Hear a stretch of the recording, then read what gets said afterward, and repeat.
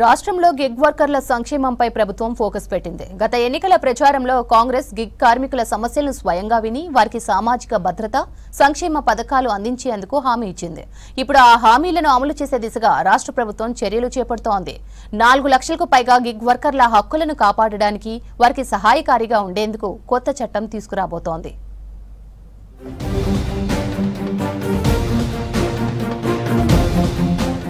Gig platform ఆధారిత కార్మికుల కోసం ప్రత్యేక చట్టం ముసాయిదా బిల్లుకు రాష్ట్ర కేబినెట్ ఆమోదం తెలిపింది. రవాణా, డెలివరీ, హోమ్ సర్వీసెస్, లాజిస్టిక్స్ వంటి విభాగాల్లో పనిచేస్తున్న 4 లక్షల మంది గిగ్ వర్కర్లకు రాష్ట్ర సర్కార్ చట్టబద్ధంగా రక్షణ కల్పించనుంది. లక్షలాది గిగ్ వర్కర్లు రోజుకు 10 నుంచి 12 గంటలు, వారానికి 7 రోజులు పనిచేస్తున్నప్పటికీ ఉద్యోగ భద్రత, బీమా, పారదర్శక వేతన వ్యవస్థ, బేరసారాల హక్కుల నుంచి దూరంగా ఉంటున్నారు. ప్లాట్ఫామ్ల ఆల్గరిథంలలో పారదర్శకత లేకపోవడంతో చెల్లింపులు, రేటింగ్లు ప్రభావితమవుతున్నాయి. ఈ సమస్యలకు చట్టపరమైన పరిష్కారం కోసం ఈ బిల్లు రూపుదిద్దుకుంది.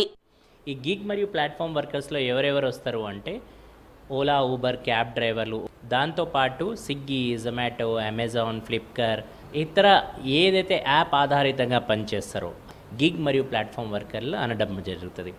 దీనిలో తెలంగాణలో 4,20,000 వరకు గిగ్ మరియు ప్లాట్ఫామ్ వర్కర్లు ఉన్నారనేది ఒక అంచనా.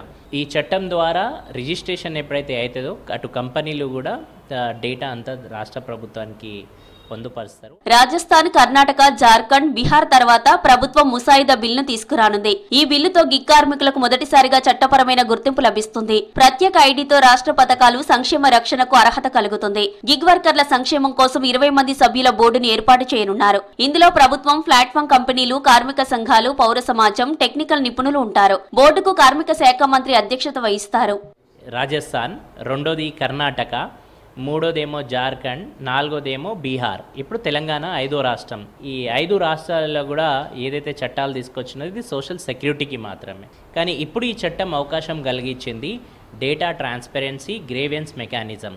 మీ ప్రాబ్లమ్స్, మీ ఇబ్బందులు ఏమున్నా కూడా నేరుగా ప్రభుత్వంకి తీసుకువచ్చి, ప్రభుత్వం ఆ చట్టంలోకి తీసుకొచ్చి ఆ కంపెనీకి అడగడం జరుగుతుంది.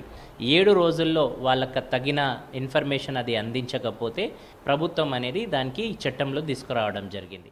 కార్మికుల హక్కులను స్పష్టంగా నిర్వహించిన ఈ బిల్లులో రిజిస్ట్రేషన్ హక్కు, భద్రమైన పని వాతావరణం, వేతనాల్లో పారదర్శకత, ఆల్గరిథమిక్ నిర్ణయాల వివరాలు తెలిసే హక్కు వంటి అంశాలున్నాయి. ప్లాట్ఫామ్ కంపెనీలు 60 రోజుల్లోపు కార్మికుల డేటాను ప్రభుత్వానికి అందించాలి. అగ్రిగేటర్లు 45 రోజుల్లోపు తప్పనిసరిగా నమోదు కావాలి. సంక్షేమ నిధి ఏర్పాటు ఈ బిల్లు కీలక అంశం. అగ్రిగేటర్ చెల్లింపులపై ప్రభుత్వం నిర్ణయించే శాతంలో వెల్ఫేర్ ఫీ, ప్రభుత్వ గ్రాంట్లు, సిఎస్ఆర్ విరాళాలు, వ్యక్తిగత సహకారం వంటి వాటితో ఫండ్స్ సమీకరిస్తారు. ప్రమాద మరణ పరిహారం, ఆరోగ్య సహాయం, వివాహ సహాయం వంటి పథకాలకు ఈ నిధిని ఉపయోగిస్తారు.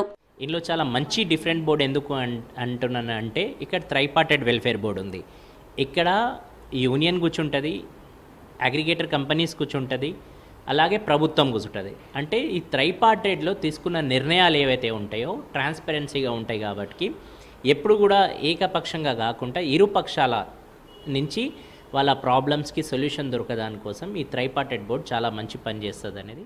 ఈ బిల్తో గిగ్ వర్కర్స్ కి సమాజంలో గుర్తింపు రానుందని హర్షం వ్యక్తం చేస్తున్నారు వర్కర్స్.